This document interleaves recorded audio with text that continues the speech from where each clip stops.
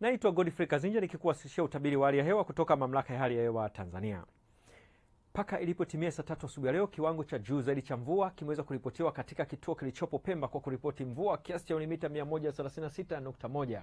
Kama kuna athari yote iliyotokana na mvua hiyo, tafadhali usisite kutumia hayo matukio kupitia mitandao ya kijamii ya Mamlaka ya Hali ya Hewa Tanzania. Na picha za satellite mpaka mchana wa leo zimetuonyesha uwepo wa mawingu mazito yalionekana zaidi katika maeneo ya mwambao wa pwani ya Bahari Hindi, hali iliyosababisha kuwepo na hali ya mvua katika baadhi ya maeneo hayo. Na mifumo ya upepo inatuonyesha upepo kwa siku ya kesho unatarajiwa kuendelea kuwa wa wastani katika maeneo mengi ya nchi. Viashiria vya mvua vyenye nguvu vinaonekana katika maeneo mwambao pwani ya Bahari Hindi na kuingia ndani kwa mkoa wa Morogoro. Mamlaka ya Hali ya Hewa Tanzania ikitoa angalizo la matarajio kuwa na vipindi fupi vya uwepo wa mvua kubwa katika maeneo machache ya mikoa iliyopo mwambao pwani ya Bahari ya Hindi yakijumuisha na mkoa wa Morogoro. Ni vyema kuwa makini na angalizo hilo. Kwa usiku wa leo ni matarajio yetu ukanda wa Ziwa Victoria kutajwa na hali ya ngurumo za radi katika maeneo machache, huku nyanda za juu kaskazini mashariki kutajwa na hali ya mvua katika maeneo machache, na mwambao wa pwani ya Bahari ya Hindi akijumuisha na mkoa wa Morogoro kutajwa na hali ya mawingu kiasi pamoja na mvua itakayoambatana na ngurumo za radi katika maeneo machache. Sehemu zilizosalia zikitajwa na hali ya mawingu kiasi na hali ya ukavu kwa ujumla.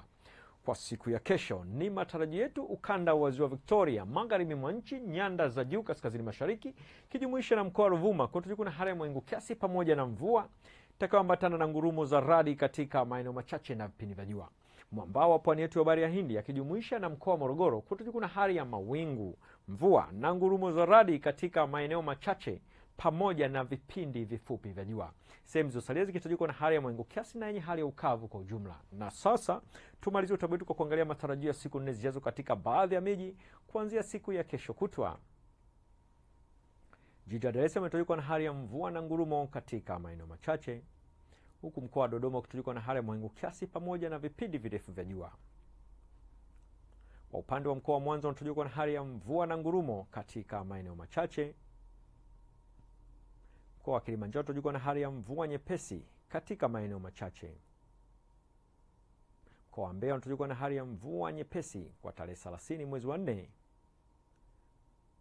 Huku mkoa wa Morogoro unatajwa na hali ya mvua na ngurumo za radi katika maeneo machache. Mkoa wa Arusha unatajwa na hali ya mvua nyepesi katika maeneo machache.